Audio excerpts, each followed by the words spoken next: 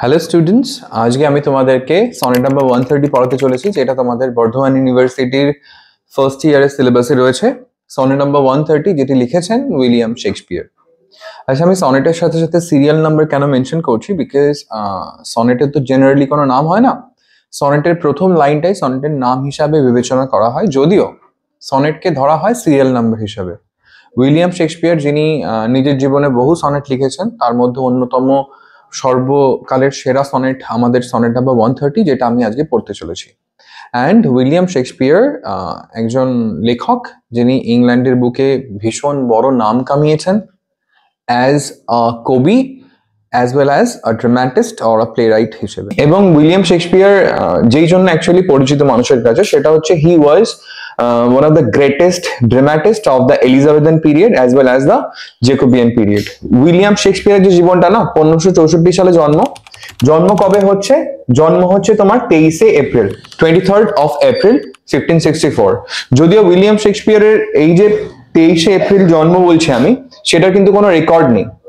Actually জন্মের 3 দিন পরে ইংল্যান্ডেরই কোনো এক চার্চে ওনার ব্যাপটিজম হয়। ব্যাপটিজম হওয়া মানে হচ্ছে খ্রিস্টান ধর্মে যারা জন্মগ্রহণ করে 3 দিন পরে এই বাচ্চাগুলোকে তোমার চার্চে নিয়ে যাওয়া হয় এবং ওখানে গিয়ে ওদেরকে সেই শোধন করা হয়, তো ওটাকে বলা হয় ব্যাপটিজম। আমি শুনেছিলাম মানে ওদেরকে কি ওয়াইন দিয়ে ইয়ে করা মেবি। সো ওই যে ব্যাপটিজমের ডেটটা লেখা আছে রেজিস্টারে 26 অফ এপ্রিল। তাই আমরা ধরছি 3 দিন আগে জন্মেছে, মানে 23rd অফ এপ্রিল ওনার জন্ম 1564 সাল, এবং মারা যাচ্ছেন ইনি 1616 সালে। তাই 1564 থেকে 1616 এটা হচ্ছে ওনার জীবনের লাইফ স্প্যান। এবারে ইংল্যান্ডের দুটো লিটারেরি পিরিয়ড থেকে উনি বিলং করেন। যেমন ইংল্যান্ডে 1558 থেকে 1603 যে সালটা, যেটা আমি অলরেডি বোর্ডে লিখে রেখেছি, সে 1558 থেকে 1603 সাল ইংল্যান্ডের এই সময়টাকে বলা হয় এলিজাবেথান পিরিয়ড, বিকজ এই সময় ইংল্যান্ডের রানীর নাম কুইন এলিজাবেথ দ্য ফার্স্ট। আর 1604 সাল থেকে 1625 সাল, অ্যাকচুয়ালি 1603 সাল থেকে 1625 সাল, এই যে টাইম পিরিয়ডটা, এই টাইম পিরিয়ডটাকে ইংল্যান্ডে বলা হয় জ্যাকোবিয়ান পিরিয়ড। এই সময় ইংল্যান্ডের রাজার নাম জেমস ওয়ান, ঠিক আছে? তাই উইলিয়াম শেক্সপিয়ার তো 1564 সালে জন্মাচ্ছে এবং 1616 মারা যাচ্ছে। তাই আমি বলতে পারি যে উইলিয়াম শেক্সপিয়ার কিন্তু ইংল্যান্ডের দুটো লিটারেরি পিরিয়ড থেকেই বিলং করে, একটা হচ্ছে এলিজাবেথান পিরিয়ড আর একটা হচ্ছে তোমার জ্যাকোবিয়ান পিরিয়ড। নাও উইলিয়াম শেক্সপিয়ার সম্পর্কে বলতে গেলে আমাদেরকে সবার আগে বলতে হবে যে উইলিয়াম শেক্সপিয়ার বিখ্যাত ছিল দুটো জিনিসের জন্য। একটা হচ্ছে he was famous for his dramas অথবা প্লেজ। নিজের জীবনে কতগুলো নাটক লিখেছে? নিজের জীবনে ইনি 38টা নাটক লিখেছে। Maybe he wrote more than that. আমাদের কাছে 38টার এভিডেন্স রয়েছে, যার মধ্যে তোরা ম্যাকবেথ আই গেস শুনেছিস, ম্যাকবেথের নাম, অ্যাজ ইউ লাইক ইট শুনেছিস, ওথেলো শুনেছিস, রাইট? 12th নাইট শুনেছিস। তো এগুলো সমস্ত প্লে যেগুলো লিখেছেন কি না উইলিয়াম শেক্সপিয়ার। তো একদিকে William Shakespeare was famous for his place or dramas which he had written, অন্যদিকে উইলিয়াম শেক্সপিয়ার ফেমাস ছিল অ্যাজ আ সনেটিয়ার। সনেটিয়ার মানে হচ্ছে তোমার যিনি সনেট লেখেন, ঠিক আছে? নাও একদিকে প্লে রাইট মানে যিনি নাটক লেখেন, একদিকে সনেটিয়ার, তার সাথে সাথে he was an actor as well. তার সাথে সাথে তিনি নাটকও করতেন, মানে নিজেই অ্যাক্টিং করতেন। তাই একটা ডাইভার্স পার্সোনালিটি বলতে পারি। নাও আজকে আমাদের যে পড়ার বিষয়বস্তু সেটা হচ্ছে শেক্সপিয়ারের সনেট। তো শেক্সপিয়ারের সনেট পড়ার আগে আমরা সনেট সম্পর্কে একটু জেনে নেবো। যদিও আমি অলরেডি ফার্স্ট ইয়ারে সনেট সম্পর্কে একেবারে এলাবোরেটেড ডিসকাশন করে নিয়েছি, তাও আমি ছোট করে যদি বলি, তাহলে সনেট হচ্ছে এক বিশেষ ধরনের কবিতা, যে কবিতায় কতগুলো লাইন থাকে? যে কবিতায় সর্বমোট 14 লাইন থাকে, এক্স্যাক্টলি। এবং যিনি সনেট প্রথমবার লিখেছিলেন তিনি একজন ইটালির মানুষ, যার নাম গিয়াকোমো দা লেন্তিনি। যদিও গিয়াকোমো দা লেন্তিনি কখনোই সনেটটাকে পপুলারাইজ করতে পারেননি। ইটালির অন্য এক কবি যিনি সনেটকে সারা বিশ্বে পপুলারাইজ করেছিল, তার নাম হচ্ছে ফ্রান্সিসকো পেট্রার্ক, এক্স্যাক্টলি। তাই জন্য সনেটকে পেট্রার্কান সনেটও বলা হয়। তো এই ফ্রান্সিসকো পেট্রার্ক, যিনি একজন ইটালির মানুষ, এনার সনেট পেট্রার্কান সনেট, বা যেহেতু ইটালির মানুষ ছিল ওই জন্য এনার সনেট ইটালিয়ান সনেট নামেও পরিচিত। এবং সনেটের ক্যারেক্টারিস্টিক ফিচার্স হচ্ছে এমন যে সনেটের মধ্যে কতগুলো লাইন থাকবে? তোমার 14টা লাইন থাকবে এবং একটা স্পেসিফিক রাইম স্কিম থাকবে। আশা করি তোরা রাইম স্কিম বার করা জানিস। তো পেট্রার্কান যে সনেট, সেই সনেটের যে 14টা লাইন, সেই 14টা line is divided into 2 parts, দুটো অংশে বিভক্ত। পেট্রার্কান সনেটের রাইমস মানে তোমার লাইনগুলো। যেমন পেট্রার্কান সনেটের যে প্রথম 8টা লাইন, সেই প্রথম 8টা লাইনকে বলা হয় অক্টেভ। কি বলা হয়? Octave, OCTAVE, octave. অনেকে এটাকে অক্টেটও বলে, OCTET। নাও পেট্রার্কান সনেটের প্রথম 8টা line is known as octave. তেমন ভাবে লাস্টের যে 6টা লাইন, মানে 14 লাইনে যদি 8 লাইন বাদ দিই তাহলে লাস্টে 6টা লাইন পড়ে থাকে। এই 6টা লাইনকে কি বলা হয়? ভেরি গুড, এই 6টা লাইনকে বলা হয় তোমার সেস্টেট। এটা ছিল পেট্রার্কান সনেট। এবং পেট্রার্কান সনেটের যেটা ইউজুয়াল রাইম স্কিম হয় সেটা হচ্ছে ABBA ABBA CD CD CD। Class 11এও আমরা পড়েছি composed upon Westminster Bridge September 3, 1802, which was written by William Wordsworth। ওনার যে সনেটটা, এই সনেটের রাইম স্কিমও কিন্তু এটাই ছিল, ABBA ABBA CD CD CD। আমরা মজা করে বলতাম না আব্বা আব্বা CD CD CD, এক্স্যাক্টলি। তো এবারে যদি কোনো মানুষ 14 লাইনের কবিতা লেখে, যেই 14 লাইনের কবিতা 8 আর 6 লাইনে বিভক্ত, এবং যদি সে রাইম স্কিমটাকে এটা রাখতে পারে ABBA ABBA CD CD CD অথবা ABBA ABBA CDE CDE, তখন ওনার কবিতাগুলোকে বা ওনার যে সনেট, সেই সনেটটাকে বলা হবে পেট্রার্কান সনেট। মানে তুমি যদি আজকে পেট্রার্কের ফর্মে সনেট লেখো, পেট্রার্কের স্ট্রাকচারকে ফলো করে সনেট লেখো, তাহলে তোমার সনেটটা will be known as Petrarchan sonnet. Now the question is যে উইলিয়াম শেক্সপিয়ারও তো সনেট লিখছে, ইংল্যান্ডে উইলিয়াম শেক্সপিয়ারও তো সনেট লিখছে, বাট উইলিয়াম শেক্সপিয়ার কি পেট্রার্ককে ফলো করবে? উইলিয়াম শেক্সপিয়ার কি পেট্রার্কের মতো সনেট লিখবে? The answer is no, William Shakespeare কিন্তু পেট্রার্কের মতো সনেট লিখবে না। কেন বলছি কথাটা? যেখানে অন্যান্য যত কবিরা আছে, অন্যান্য যত সনেটিয়াররা আছে, তারা যখন সনেট লিখছে তারা নিজের সবাই শেক্সপিয়ার পেট্রার্ককে ফলো করে সনেট লিখছে, তাই জন্য বেশিরভাগ জনের সনেটের স্ট্রাকচারই দেখবো অক্টেভ আর সেস্টেট রয়েছে এবং রাইম স্কিমটা ABBA ABBA CD CD CD রয়েছে।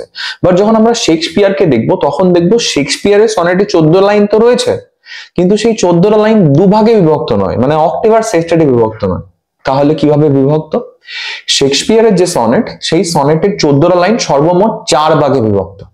4 ভাগে বিভক্ত মানে প্রথমে 4টে লাইন, তারপরে আবার 4টে লাইন, তারপরে আবার 4টে লাইন, মানে 4 লাইনের 3টে স্ট্যান্জা।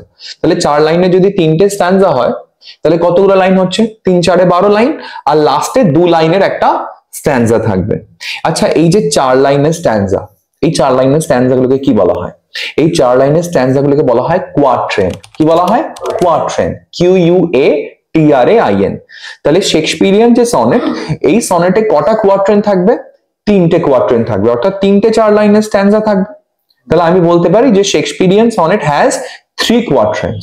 এবং লাস্টে একটা আমরা দেখবো দুখানা লাইন রয়েছে, এবং দুখানা লাইনের রাইম স্কিম এক থাকবে, এবং ওই যে দুখানা লাইনকে কি বলা হয়? বলা হয় কাপলেট, COUPLET, এক্স্যাক্টলি।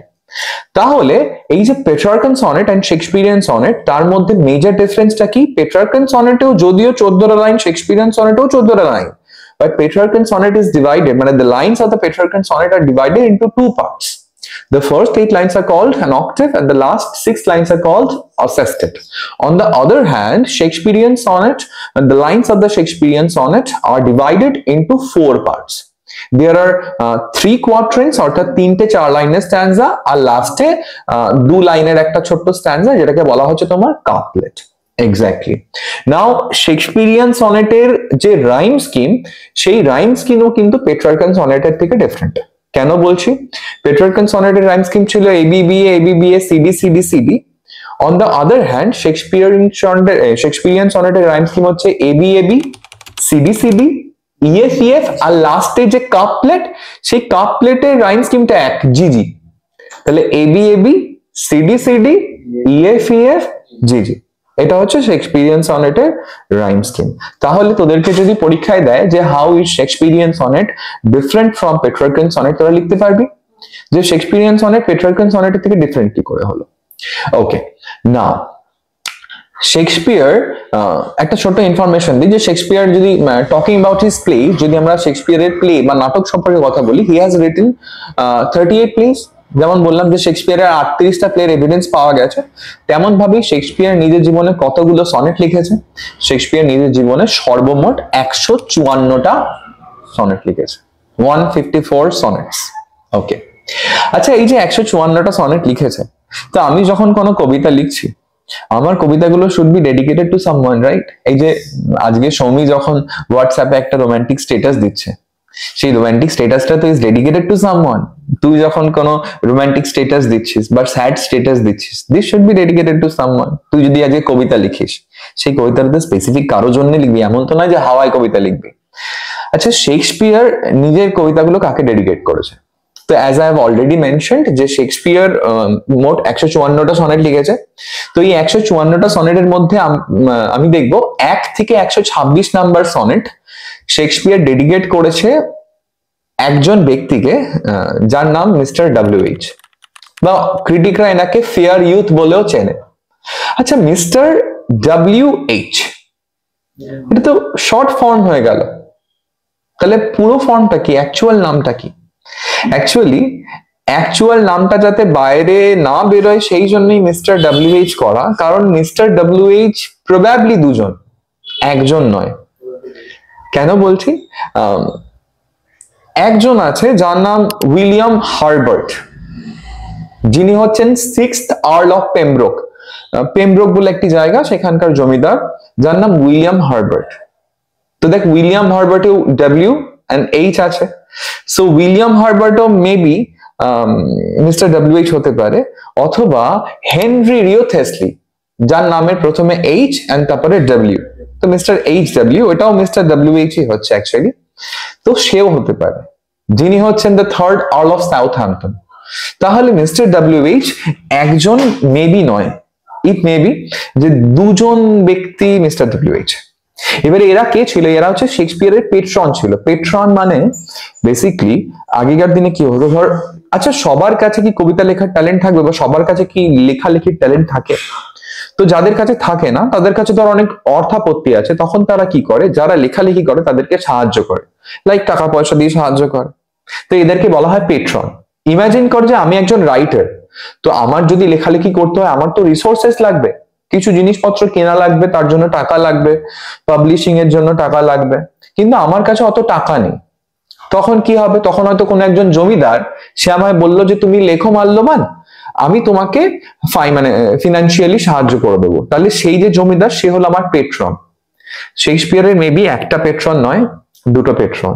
একজনের নাম উইলিয়াম হার্বার্ট, একজনের নাম হেনরি রিও থেসলি। এন্ড মেবি প্রথম 1 থেকে 126 নাম্বার সনেট এদের দুজনের প্রতি ডেডিকেটেড। এবারে দুজনের নাম দিয়ে দিলে তো দুটো পেট্রনের মধ্যে গন্ডগোল হয়ে যেতে পারে। হ্যাঁ, যে কে বলবে আমার জন্য লেখা, ও বলবে না আমার জন্য লেখা। তাই জন্য একটা কোড নেম মিস্টার ডব্লিউ.এইচ, ঠিক আছে? আজকে ও যখন সকালবেলায় হোয়াটসঅ্যাপে স্ট্যাটাস দেয় গুড মর্নিং বিউটিফুল, ওর 1 নাম্বার গার্লফ্রেন্ড ভাবে এটা আমার জন্য দেওয়া, 2 নাম্বার গার্লফ্রেন্ড ভাবে এটা আমার জন্য দেওয়া, 3 নাম্বার গার্লফ্রেন্ড ভাবে এটা আমার জন্য দেওয়া, কারণ সমস্ত গার্লফ্রেন্ডকেও বিউটিফুল বলে ডাকে। তেমন ভাবে আমি যদি বলি যে this sonnets are dedicated to Mister W H, মানুষ কি ভাববে? মানুষ ভাববে মানে যে উইলিয়াম হার্বার্ট সে ভাববে আমার জন্য লেখা, যে হেনরি রিও থেসলি সে ভাববে আরে এটা তো আমার জন্য লেখা। সো প্রথম 1 থেকে 126 নাম্বার সনেট কিন্তু মিস্টার ডব্লিউ.এইচ এর জন্য লেখা, এবং Mister W H is also known as the fair youth. Now 127 number sonnet থেকে 152 নাম্বার সনেট গুলো, মানে এতগুলো সনেট 127 থেকে 152, এই সনেট গুলো কিন্তু মিস্টার ডব্লিউ.এইচ এর জন্য লেখা নয়। এই সনেট গুলো লেখা যার জন্য, তাকে আমরা চিনি অ্যাজ ডার্ক লেডি। তাহলে প্রথম 126টা সনেট ফেয়ার ইউথ এর জন্য লেখা, যেটা মিস্টার ডব্লিউ.এইচ, ডব্লিউ.এইচ দুজন হতে পারে। On the other hand 127 number sonnet থেকে 152 নাম্বার সনেট, এই যে পোর্শনটা, এই সনেট গুলো কিন্তু লেখা অন্য কারোর জন্য, যাকে বলছি আমরা ডার্ক লেডি। নাও এই ডার্ক লেডিটাকে দেখ, Shakespeare has never mentioned about the person, যে কে সেটা তো কখনো মেনশন করেনি, বাট যারা ক্রিটিক আছে তারা আন্দাজ করছে dark lady could be Mary Fitton. Mary Fitton বলে একজন মহিলা আছেন, যিনি হতে পারেন। ম্যারি ফিটন হচ্ছে কুইন এলিজাবেথ দ্য ফার্স্ট, যিনি তখন ইংল্যান্ডের রানী, ওনারই একজন অ্যাটেন্ডেন্ট, একজন কর্মচারী, ঠিক আছে? তো মেবি ওই ম্যারি ফিটন শেক্সপিয়ারের মিস্ট্রেস বা প্রেমিকা ছিল হয়তো। আচ্ছা, ম্যারি ফিটন হতে পারে, অথবা আরেকজনের নামও আমি বলছি আজকে, সেটা হচ্ছে এমিলিয়া বাসানো ল্যানিয়ার বলে একজন আছে। এমিলিয়া বাসানো ল্যানিয়ার বলে একজন আছেন, ইনি ইংল্যান্ডের one of the first feminist writers, ঠিক আছে? তো মেবি ডার্ক লেডি উনিও হতে পারেন, ঠিক আছে?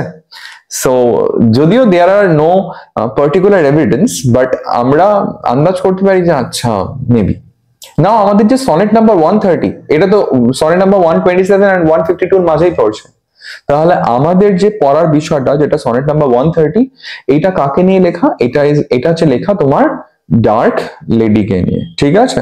তাহলে স্পেসিফিক ভাবে বলতে গেলে আমরা বলতে পারি যে শেক্সপিয়ারের যে সনেট নাম্বার 130, এই 130 লেখা হয়েছে ডার্ক লেডির জন্য, বা it is dedicated to dark lady. আর sonnet number 130 is a Shakespearean sonnet, এবং এই যে সনেটটা, এই সনেটটায় মোট 14টা লাইন আছে, এবং সেই 14টা line is divided into 4 parts. প্রথমে 3টে কোয়াট্রেন আর লাস্টে একটা কাপলেট। এন্ড নাও কোয়াট্রেনের A B C D E F আর লাস্টে কাপলেটের রাইম স্কিম হচ্ছে জিজি। এটা হয়ে গেল। এন্ড আচ্ছা, আর একটা জিনিস বলার, সেটা হচ্ছে শেক্সপিয়ারের যে সনেট গুলো, মানে 154টা যে সনেট, এই সনেট গুলো কিন্তু প্রথমবার শেক্সপিয়ার নিজে পাবলিশ করেনি। একজন পাবলিশার যার নাম থমাস থ্রোপ 1609 সালে শেক্সপিয়ারের পারমিশন ছাড়াই এই সনেট গুলোকে পাবলিশ করে দিয়েছিল। যাই হোক, পাবলিশ করে দেওয়াতে খারাপ কিছু হয়নি, পাবলিশ করে দেওয়াতে শেক্সপিয়ার অনেক ফেমই পেয়েছিল। বাট স্টিল আমার মনে হলো এইটা বলা তোদেরকে ইম্পর্টেন্ট।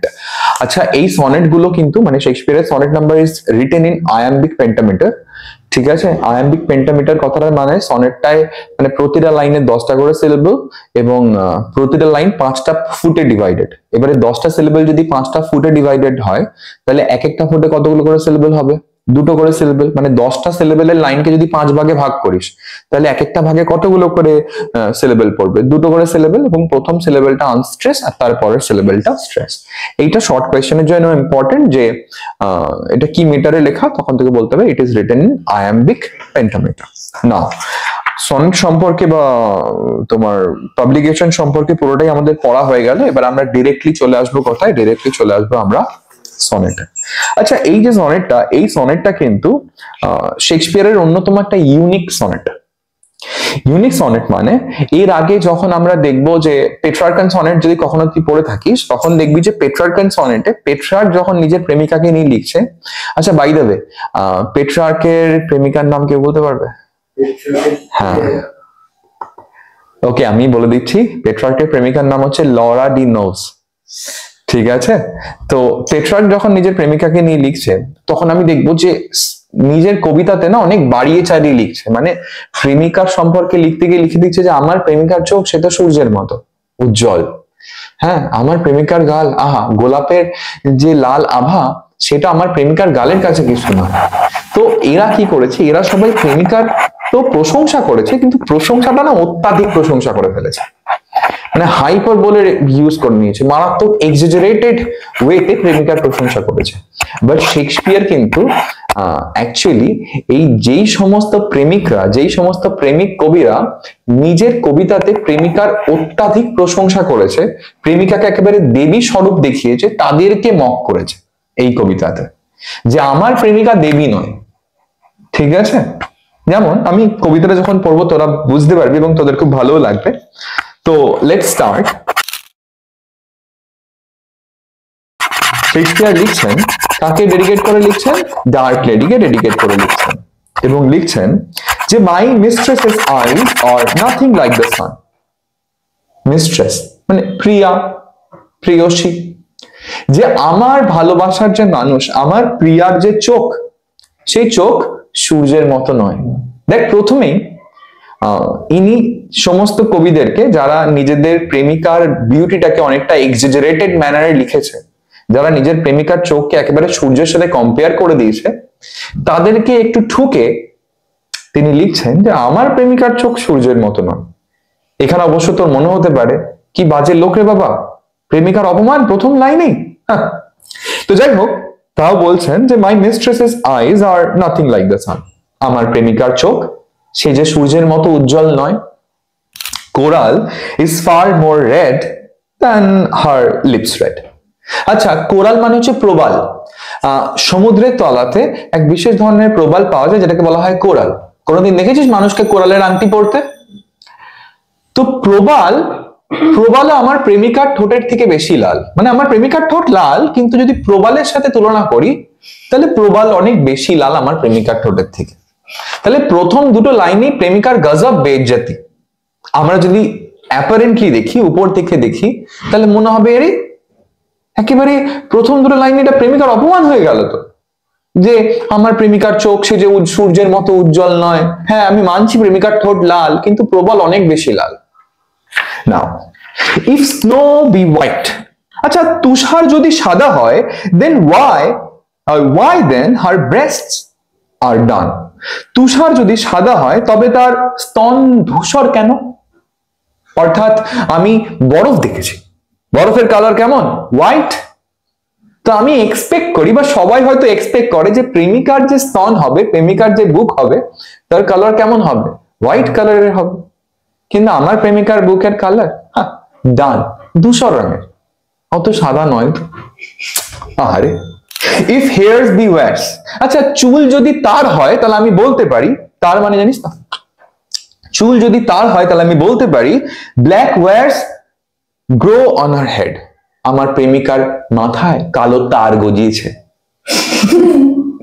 আমার প্রেমিকার যে চুল সেটা একেবারে সিল্ক অ্যান্ড শাইন লাগে, একেবারে সিল্কি সিল্কি নয়, রাদার আমার প্রেমিকার চুল তারের মতো, যেন মাথায় কালো তার গজিয়েছে। I have seen roses damasked red and white, বলছে আমি গোলাপ দেখেছি, লাল গোলাপ, সাদা গোলাপ, দুধে আলতা কালারের গোলাপ, আমি অনেক গোলাপ দেখেছি। মনে হচ্ছে তাহলে এবারে প্রেমিকাকে সুন্দর গোলাপের সাথে তুলনা করবে। But no such roses see I in her cheeks, কিন্তু আমি গোলাপ দেখেছি, কিন্তু প্রেমিকার গালে কোনো গোলাপি আভা দেখতে পাইনি। এত অপমান, উঠে যাবে প্রেমিকা, উঠে চলে যাবে যদি আমি আমার প্রেমিকাকে এমন ভাবে অপমান করি, মানে আমার ইমাজিনারি প্রেমিকাকে।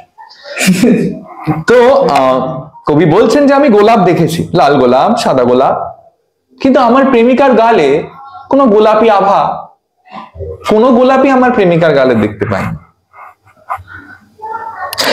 And in some perfumes is there more delight than in the breath that from my mistress's reeks. এবং আমি বলতে পারি যে অনেক এমন পারফিউম রয়েছে, পারফিউম মানে জানিস তো সুগন্ধি, তো এমন অনেক পারফিউম রয়েছে যেই পারফিউমে আমার প্রেমিকার মুখের থেকে সুন্দর গন্ধ।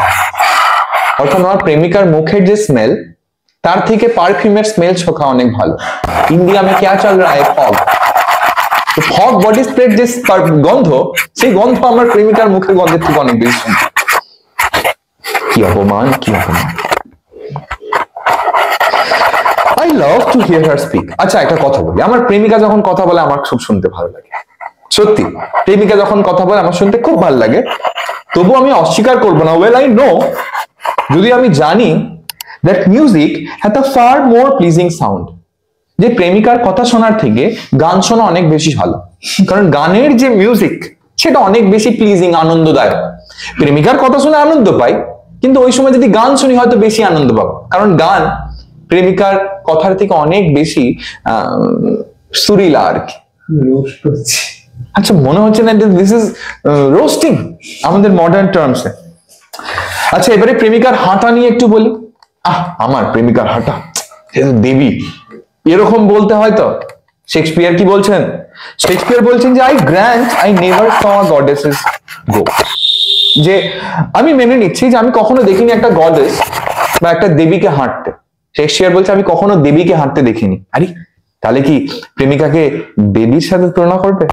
দেবীকে হাঁটতে দেখিনি, কিন্তু আমার প্রেমিকা যখন হাঁটে মনে হয় দেবী হাঁটছে, তাহলে কি এমন বলবে? না, বলছে I grant I never saw goddess go, আমি বলতে পারি বা আমি মেনে নিচ্ছি যে আমি কখনো কোনো দেবীর হাঁটা দেখিনি। মাই মিস্ট্রেস, কি ভাবলে? আমার প্রেমিকা। when she walks treads on the ground, আমার প্রেমিকা যখন হাঁটে তার পাটা মাটিতেই পড়ে, থপ থপ করে হাঁটে। অর্থাৎ অন্যান্য কবি হয়তো বলেছে যে আমার প্রেমিকা তার হাঁটা তো দেবীর মতো, মাটিতে পা পড়ে না। শেক্সপিয়ার বলছে আমার প্রেমিকা এমন না, আমার প্রেমিকার পা মাটিতেই পড়ে। তিনটে কোয়াট্রেন হয়ে গেল, এবং তিনটে কোয়াট্রেনে আমরা দেখলাম যে শেক্সপিয়ার তার মিস্ট্রেসকে বিভিন্ন জিনিসের সাথে তুলনা করছে এবং বলছে যে সমস্ত জিনিসই আমার প্রেমিকার থেকে সুপিরিয়র। আমার প্রেমিকা এইসবের থেকে সুপিরিয়র নয়। আমার প্রেমিকা সূর্যের থেকেও সুপিরিয়র নয়, আমার প্রেমিকা গোলাপের থেকেও সুপিরিয়র নয়, আমার প্রেমিকা কোনো কোনো পারফিউমের থেকেও সুপিরিয়র নয়। তাহলে কি কবিতাটা প্রেমিকাকে রোস্ট করার জন্য লেখা? একেবারেই নয়। এবারে যে কাপলেট অর্থাৎ লাস্ট দুটো লাইন, সেই লাস্ট দুটো লাইনে শেক্সপিয়ারের কবিতার সারমর্ম, যেখানে শেক্সপিয়ার বলছে and yet by heaven I think my love has rare, তবুও ঈশ্বরের দিব্যিকে আমি একটা কথা বলতে পারি যে আমার প্রেমটা বিরল। অর্থাৎ আমার মিস্ট্রেসের প্রতি আমার যে ভালোবাসা, সেই ভালোবাসাটা বিরল, সহজে পাওয়া যায় না, খুব rare. as any she belied with false compare, এবং আমার ভালোবাসা আমার প্রেমিকার প্রতি এত বিরল বলেই আমি কখনো আমার প্রেমিকাকে মিথ্যে তুলনা করি না। আমি আমার প্রেমিকাকে ভালোবাসি তার সিম্পলিসিটির জন্যই, তার সাদগির জন্যই। দেখ, simplicity is the true beauty, isn't it or not? হ্যাঁ, তুমি যতই মেকআপ করো না কেন, if you are naturally beautiful then you need no makeup. আচ্ছা, আজকে তোমাকে যদি কেউ বলে যে তোমার চোখটা সূর্যের থেকেও বেশি উজ্জ্বল, would you believe that? No, right? তাহলে মিথ্যে ফ্ল্যাটারি কি ভালো লাগে? মানে দেখো, যদি কেউ কমপ্লিমেন্ট দেয়, সেই কমপ্লিমেন্টটা ভালো লাগবে যখন কমপ্লিমেন্টটা সত্যিকারের হবে। মিথ্যে কমপ্লিমেন্ট কেন? অন্যান্য কবিরা যে নিজের প্রেমিকাকে কমপ্লিমেন্ট দিচ্ছে, সেই কমপ্লিমেন্ট গুলো কি সত্যিকারের কমপ্লিমেন্ট থরি? প্রেমিকাকে একটু ফ্ল্যাটার করার জন্য মিথ্যে মিথ্যে কমপ্লিমেন্ট দিচ্ছে। বাট শেক্সপিয়ার বলছে যে আমি আমার প্রেমিকাকে মিথ্যে কমপ্লিমেন্ট দিয়ে খুশি করতে চাই না। আমার প্রেমিকার সিম্পলিসিটি আমার কাছে আসল সৌন্দর্য। তাই এই যে ভালোবাসা, ভালোবাসা কিন্তু বাহ্যিক সৌন্দর্যের উপর ডিপেন্ড করে না, ভালোবাসা ডিপেন্ড করে আন্তরিক সৌন্দর্যের উপর। তাই এই যে কবিতাটা, এই কবিতাটা কিন্তু বিউটি যে স্ট্যান্ডার্ড, সেই স্ট্যান্ডার্ডটাকে ভেঙে দিচ্ছে। এই কবিতাটা বারবার দেখাচ্ছে যে ওই এক্সটার্নাল বিউটি, মেকআপের বিউটি, সেই বিউটির প্রেমে না পড়ে মানুষের মনের বিউটির প্রেমে পড়ো। Maybe that is more beautiful. যাই হোক, যেটা আমার বলার সেটা হচ্ছে the speaker describes his mistress using unflattering expressions. আমরা দেখবো যে আমাদের যে স্পিকার, সে মিস্ট্রেসের যখন বর্ণনা দিচ্ছে, সে আনফ্ল্যাটারিং এক্সপ্রেশনস মানে মিস্ট্রেসকে কিন্তু মিথ্যে বলে খুশি করছে না, রাদার সে বলছে যে আমার মিস্ট্রেসের মধ্যে অত ভালো কোয়ালিটি নেই, লাইক সৌন্দর্য নেই, কিন্তু তারপরে আমি আমার মিস্ট্রেসকে ভীষণ ভালোবাসি। কেন? আমার মিস্ট্রেসের সিম্পলিসিটির জন্য। So this is the poem. I guess তোরা বুঝতে পেরেছিস। এই কবিতার প্রথম তিনটে স্তবকে কবি অনেক সিমিলির ব্যবহার করেছে। Figure of speech, simile. Simile কখন মানে কাকে বলা হচ্ছে? যে when there is a comparison between two unlike objects and the point of comparison is mentioned, যখন দুটো ভিন্ন ভিন্ন জিনিসের মধ্যে কম্প্যারিজন বা তুলনা করা হয় এবং পয়েন্ট অফ কম্প্যারিজন কিসের ভিত্তিতে তুলনা করছি যখন সেটা মেনশন করে দেওয়া হয় বা বলে দেওয়া হয়, তখন সেটাকে বলা হয় সিমিলি। এবং এই যে কবিতাটা, it is full of similes. কেন বলছি? দেখ, প্রথম লাইনটাতেই কি বলছে? প্রথম লাইনটাতেই শেক্সপিয়ার বলছে যে my mistress's eyes are nothing like the সান, যে আমার প্রেমিকার যে চোখ, সেই চোখটা সূর্যের মতো নয়। তাহলে প্রথম লাইনে শেক্সপিয়ার নিজের প্রেমিকার চোখকে কিছুর সাথে কম্পেয়ার করছে, সূর্যের সাথে কম্পেয়ার করছে। এবং পয়েন্ট অফ কম্পারিজন কি? ব্রাইটনেস। এই সূর্য যত উজ্জ্বল, আমার প্রেমিকার চোখ তত উজ্জ্বল নয়। এবং শুধু প্রথম লাইনে কেন, তার পরের লাইনটা দেখো, coral is far more red than her lips red. Second লাইনটাতে প্রেমিকার ঠোঁটকে কম্পেয়ার করছে কিসের সাথে? কোরালের সাথে। এবং পয়েন্ট অফ কম্প্যারিজন কি? রেডনেস। যে আমার প্রেমিকার ঠোঁট, সেই ঠোঁট লাল, কিন্তু কোরাল বা প্রবালের মতো লাল নয়। আমরা দেখবো যে বেশিরভাগ লাইনে শেক্সপিয়ার বা প্রতিটা লাইনে অ্যাপ্রক্সিমেটলি শেক্সপিয়ার নিজের প্রেমিকাকে কম্পেয়ার করছে কোনো না কোনো জিনিসের সাথে। And when two unlike objects are compared and the point of comparison is mentioned, সেটাকে ফিগার অফ স্পিচের ভাষায় কি বলা হয়? সেটাকে ফিগার অফ স্পিচের ভাষায় বলা হয় সিমিলি। তাই এই কবিতাটা সিমিলিতে পরিপূর্ণ। বল, বোঝা গেছে? This poem celebrates simplicity. That's all for today. আজকে এখানেই আমাদের কবিতা শেষ।